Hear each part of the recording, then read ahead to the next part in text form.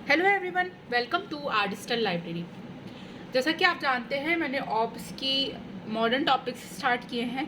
तो रेगुलरली हर दिन आपको 10 AM शार्प जो है एक नया वीडियो यहाँ पर अवेलेबल हो जाता है मेरे हैंड रिटन नोट्स का। इसके पहले हम लोग normal labour, false labour, true labour, pre labour stages क्या होती हैं और स्टेजेस ऑफ लेबर क्या होता है, इसके बारे में एक बहुत अच्छे से डिटेलिंग पढ़ के आ चुके हैं। यदि आपने वीडियोस नहीं देखे हैं तो मैं आपको डिस्क्रिप्शन बॉक्स में ऑब्स्टेटिक्स की लिंक प्रोवाइड करवा दूँगी, आप वहाँ से जाकर सारे वीडियोस अपने कवर कर सकते हैं। चैनल को सब्सक्राइब करें, बेल आइकन को प्रेस करें ताकि रिसेंट नोटिफिकेशन आपको टाइम पर मिल जाए। फिजियोलॉजी ऑफ लेबर, अब यहाँ तक हमने देखे थे कि क्या मतलब सुपरफिशियली कि लेबर क्या होता है, उसकी क्या स्टेजेस और स्टेजेस के अंदर क्या होता है। अब हम देखेंगे कि हर एक लेबर की जो स्टेज है उसमें क्या फिजियोलॉजी यानी क्या चेंजेस आ रहे हैं। तो गर्भावस्था के पूर्ण समय होने पर हाइपरट्रॉफी एंड हाइपरप्लेजिया देखने को मिलती है, जिसके कारण यूट्रस एंड सर्विक्स की लंबाई एवं चौड़ाई में चेंजेस मिलते हैं। यह चेंजेस फिजियोलॉजिकली प्रसव में सहायक होते हैं। यानी गर्भावस्था के पूर्ण समय होने पर यानी एक टर्म प्रेगनेंसी में हाइपरप्लेजिया यानी सेल का साइज इंक्रीज होगा और हाइपरट्रॉफी यानी सेल के नंबर इंक्रीज होने के कारण यूट्रस एंड सर्विक्स की लंबाई और चौड़ाई में चेंजेस मिलते हैं। अभी हमने पिछले वीडियो में भी ये चीज़ समझे थे। ये चेंजेस जो हैं वो फिजियोलॉजिकली प्रसव में यानी डिलीवरी के समय हेल्पफुल होते हैं। मुख्यतः निम्न घटनाएं देखने को मिलती है। क्या क्या तीन मेन कॉजेज होंगे वहाँ पर। पहला है कॉन्ट्रैक्शन जो होते हैं यानी एक तरीके से हम बोल सकते हैं बहुत तेज संकुचन होना। पावरफुल एंड रिदमिक और टोनिक। पावरफुल बहुत ज़्यादा प्रेशर के साथ होते हैं, रिदमिक यानी एक रिदम में आएंगे, जो कि मैं ब्रॉक्स्टन हिक्स कॉन्ट्रैक्शन के बारे में आपको पढ़ा चुकी हूँ, और टोनिक। या इन कॉन्ट्रैक्शन की फ्रिक्वेंसी एंड ड्यूरेशन अलग अलग होती है, यानी सब में अलग अलग हो सकती है। जब ये कॉम्बिनेशन में होता है तब इफेक्टिव होता है। यानी मान लीजिए कभी 2 मिनट का कॉन्ट्रैक्शन आ रहा है, उसकी रिदम कम है, तो यहाँ पर भी जो है हमें थोड़ी डिफ़िकल्टी देखने को मिलेगी। लेकिन यदि रिदम भी बराबर है, उसका पावर भी बराबर है, टोन भी बराबर है, यानी कॉम्बिनेशन एकदम सही है, तो ये ज़्यादा इफेक्टिव होता है। देन इसमें भी फर्स्ट पॉइंट आता है टोनस। अब टोन क्या होता है अभी हमने देखे थे। तो uterine pressure in active state में 2 से 3 mm/Hg होता है। यानी यूट्राइन का जो प्रेशर है, जब किसी भी प्रकार की वहाँ पर लेबर पेन स्टार्ट नहीं हुआ तो 2 से 3 mm/Hg इसका प्रेशर होता है। बट एडवांस स्टेज में ये 40 to 50 mm/Hg हो जाता है। और एडवांस स्टेज में यानी जब बहुत ज़्यादा सीवियर पेन है तो इसकी जो टोनिसिटी है वो 100 to 125 mm/Hg हो जाती है। इसी टोन के कारण जो है फीटस की गति प्रगतिशील होती है, यानी इसी टोन के कारण जो फीटस है वो नीचे की तरफ मूव करता है। देन सेकेंड पॉइंट आता है इंटेंसिटी। इंटेंसिटी वर्ड क्या डिफाइन करेगा। तो intensity mild, moderate and severe होती है। यानी माइल्ड इंटेंसिटी का पेन है, सीवियर इंटेंसिटी का पेन है, और एडवांस स्टेज में क्रमशः बढ़ती जाती है। यानी सबसे पहले माइल्ड होगा, then moderate, then severe. Then आता है ड्यूरेशन। शुरुआत में कम यानी 10 से 15 मिनट में एक बार पेन आता है। शुरुआत में 10 से 15 मिनट में एक बार पेन आता है और 30 सेकेंड तक होता है। मतलब 10 से 15 मिनट वेट किया हमने, पेन आया, उसको 30 सेकेंड तक बहुत सीवियर पेन हुआ, देन स्टॉप हो गया, देन 10 से 15 मिनट बाद फिर पेन आया। लेकिन एडवांस स्टेज में क्या होता है कि 3 से 5 मिनट में पेन आने लगता है और 45 सेकेंड तक रहता है। यानी उसका टाइमिंग भी कम हो गई और उसकी ड्यूरेशन भी बढ़ गया। देन आता है नेक्स्ट पॉइंट फ्रीक्वेंसी। स्टार्टिंग में फ्रीक्वेंसी कम होती है और एडवांस स्टेज में बढ़ जाती है। तो हमने पहला फिजियोलॉजिकल टॉपिक पढ़ा कॉन्ट्रैक्शन। कॉन्ट्रैक्शन के अंदर हमने क्या क्या देखे कि टोन कैसे बढ़ेगा, देन उसके बाद इंटेंसिटी कैसे बढ़ेगी, उसकी ड्यूरेशन कैसे बढ़ेगी, और लास्ट में आता है फ्रीक्वेंसी। देन आता है रिट्रैक्शन। रिट्रैक्शन यानी permanent shortening of muscle fibres known as retraction. जो परमानेंटली मसल फाइबर शॉर्ट हो जाती है वो रिट्रैक्शन कहलाता है। ये अपर सेगमेंट में ज़्यादा और लोअर सेगमेंट में कम होता है। अपर सेगमेंट में रिट्रैक्शन ज़्यादा होगा और लोअर सेगमेंट में कम होगा, ये पॉइंट हमको ध्यान रखना है।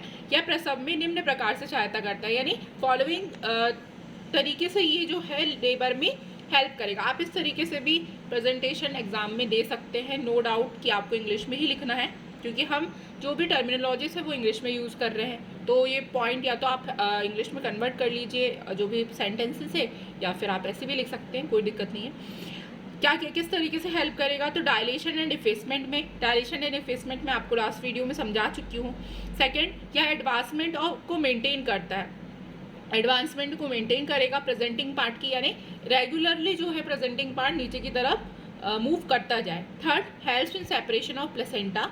And fourth, helps in homeostasis. Homeostasis मतलब ब्लड एकदम से बहुत ज़्यादा ब्लड ना बहे, उसकी होम्योस्टेसिस को मेंटेन करने का भी ये काम करता है। तो रिट्रैक्शन के क्या क्या काम हो गए, dilation and effacement, maintenance of advancement, helps in separation of placenta and helps in homeostasis.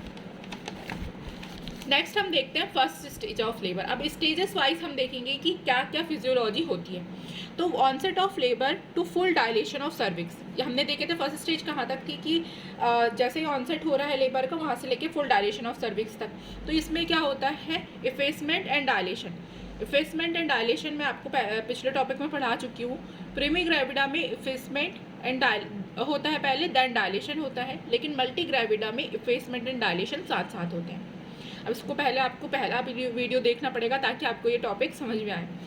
Next है फॉर्मेशन ऑफ लोअर सेगमेंट। तो यह लेबर कॉन्ट्रैक्शन के परिणाम स्वरूप होता है, यानी जैसे ही लेबर कॉन्ट्रैक्शन होगा तो लोअर सेगमेंट का फॉर्मेशन हो जाएगा।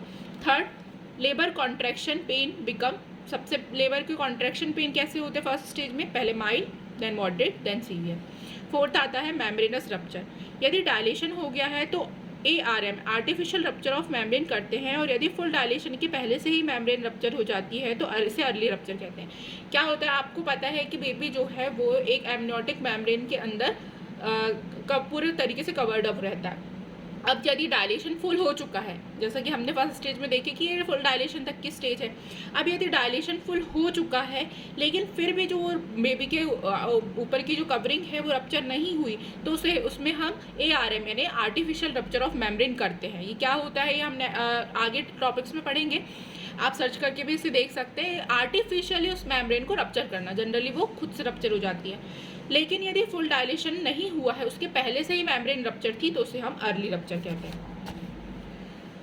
यदि यह लेबर पेन से पहले रप्चर हो जाती है तो प्रीमेच्योर रप्चर कहते हैं। लेबर पेन आने के पहले रप्चर हो रही है तो प्रीमेच्योर रप्चर कहते हैं। सामान्यतः फुल डायलेशन तक मेम्ब्रेन रप्चर हो जाती है। अब फेजेस ऑफ फर्स्ट स्टेज क्या होंगे, तो पहला आता है लेटेंट फेज, सेकंड है एक्टिव फेज। लेटेंट फेज में क्या होगा, यह 8 प्रीमी ग्रेविडा में 8 आवर तक और मल्टी ग्रेविडा में 4 आवर तक चलता है। इस अवस्था में सर्वाइकल डायलेशन की गति बहुत धीमी होती है, यानी सर्विक्स का जो डायलेशन है वो बहुत धीरे होगा, अबाउट 2.35 सेंटीमीटर पर आवर। ये हमने फर्स्ट स्टेज की फिजियोलॉजी पढ़ रहे हैं, यानी बहुत डिटेलिंग। हमने फर्स्ट स्टेज की डेफिनेशन क्या देखे थे कि लेबर पेन स्टार्ट होने से लेके फुल डायलेशन ऑफ सर्विक्स की स्टेज है। तो डायलेशन ऑफ सर्विक्स भी कैसे हो रहा है, 2 फेजेस में, latent phase and active phase. Latent phase जो है वो 8 घंटे तक चलेगा, जो कि हमने वहाँ पर टोटल देखे थे कि 12 घंटे तक जो है पूरा फर्स्ट स्टेज चल रही थी प्रीमी ग्रेविडा में, तो उसमें से भी 8 घंटे केवल लेटेंट फेज चलता है और मल्टी ग्रेविडा में 4 घंटे तक 8 तक। इसमें जो सर्वाइकल डायलेशन की स्पीड होती है वो अबाउट 0.35 सेंटीमीटर पर आवर ही होती है। देन आता है सेकेंड एक्टिव फेज। इसमें सर्वाइकल डायलेशन की गति बढ़ जाती है, जो कि 2.5 से 3 सेंटीमीटर डायलेशन के बाद होती है। एक्टिव फेज क्या होगा, ये इंपॉर्टेंट है आपके लिए। एक्टिव फेज में 3 फेजेस आते हैं, phases of acceleration, phase of maximum slope and phase of deceleration. Phase of acceleration में क्या होगा, सर्वाइकल डायलेशन 3 से 4 सेंटीमीटर हो जाएगा। सर्विक्स का जो डायलेशन है वो 3 से 4 सेंटीमीटर तक हो जाएगा। देन सर्विक्स का डायलेशन मैक्सिमम स्लोप कब होगा, 4 से 9 सेंटीमीटर में। और फेज ऑफ डीएक्सेलरेशन में फुल सर्वाइकल डायलेशन हो जाता है, जो कि 10 सेंटीमीटर होता है। इस अवस्था के बाद सेकेंड स्टेज स्टार्ट होती है। तो हमारी फर्स्ट स्टेज यही थी कि लेबर पेन स्टार्ट हुआ, वहाँ से लेकर फुल डायलेशन ऑफ सर्विक्स तक की। तो ये थी physiology of first stage of labour. इसका क्वेश्चन आता है पर्टिकुलरली अलग से। देन आता है एक्टिव फेज, जो है वो प्रीमी ग्रेविडा में 1 centimetre per hour, multi gravida में 1.5 सेंटीमीटर पर आवर की रेंज से बढ़ता है। देन देखते हैं सेकेंड स्टेज ऑफ लेबर की फिजियोलॉजी क्या होगी। सबसे पहले हमें ये पता होना चाहिए कि सेकेंड स्टेज ऑफ लेबर कहाँ तक होती है। तो from full dilation of cervix to expel out of foetus, ये हमने पहले वीडियो में देख चुके हैं। अब कैसे होगा, जब descent of presenting part and delivery through birth canal, क्या होगा कि प्रेजेंटिंग पार्ट जो है वो हमें दिखने लगा, जैसे हेड है तो बेबी के हेयर्स वगैरह दिखने लगे, वर्टेक्स दिखने लगा। यहाँ पर क्या होता है, रप्चर ऑफ मेम्ब्रेन, जैसे ही मेम्ब्रेन रप्चर होगी तो liquor amnii expel out, amniotic fluid, liquor amnii मतलब एमनियोटिक फ्लूइड जो है वो बाहर आता है। अब जैसे ही गुब्बारे में पानी भरा था उससे गश के साथ एकदम से पानी बाहर आएगा तो उस गुब्बारे का वॉल्यूम जो है वो कम हो जाएगा। इस तरीके से वहाँ पर भी वॉल्यूम ऑफ कैविटी जो है वो रिड्यूस हो जाती है। जैसे ये रिड्यूस होगी वहाँ पर लोकल प्रोस्टाग्लैंडिन का सिक्रीशन होता है।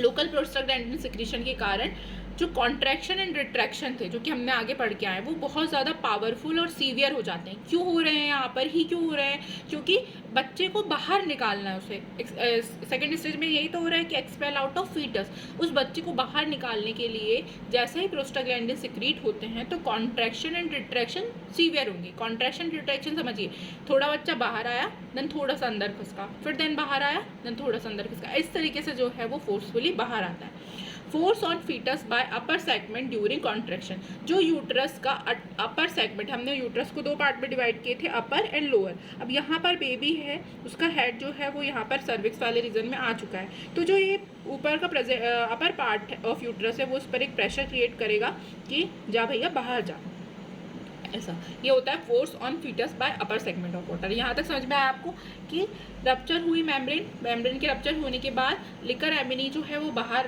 एक्सपेल आउट हो जाता है सारा का सारा बच्चे के पहले।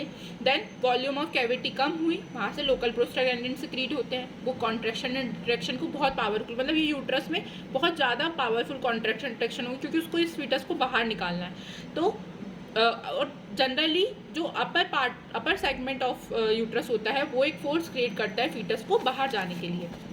देन क्या होता है, downward push of fetus against resistance by pelvic floor. Pelvic floor जो है उसके रेजिस्टेंस के अगेंस्ट, यानी वो एक रेजिस्टेंस प्रोवाइड करा रहा था फीटस को, उसके अगेंस्ट एक डाउनवर्ड पुश यानी ऊपर से बहुत हार्डली जो है वो प्रेशर क्रिएट होता है फीटस के ऊपर। Bear down due to abdomen muscle, अब जो माँ जो भी बियरिंग डाउन एफर्ट लगाएगी अपनी तरफ से पुश करेगी तो वहाँ से जो है फीटस एक्सपेल आउट हो जाता है। तो बधाई हो, ये हमारी सेकेंड स्टेज थी, यहाँ पर फीटस जो है वो बाहर आ गया।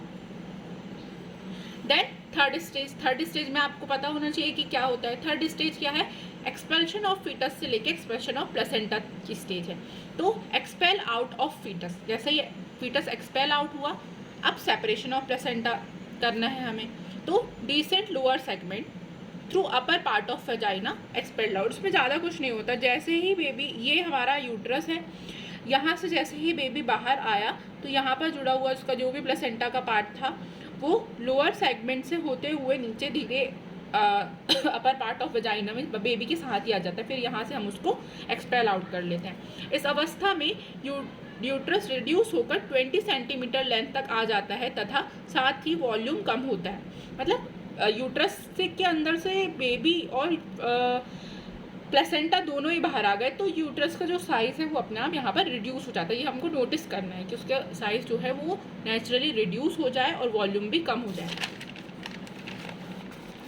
इस दौरान upper segment thin and lower segment thin होता है, इस तरीके का कुछ होता है। मतलब अपर सेगमेंट जो होगा वो बड़ा, यूट्रस का जो अपर सेगमेंट है वो चौड़ा और लोअर सेगमेंट जो है वो थोड़ा थिन होता है।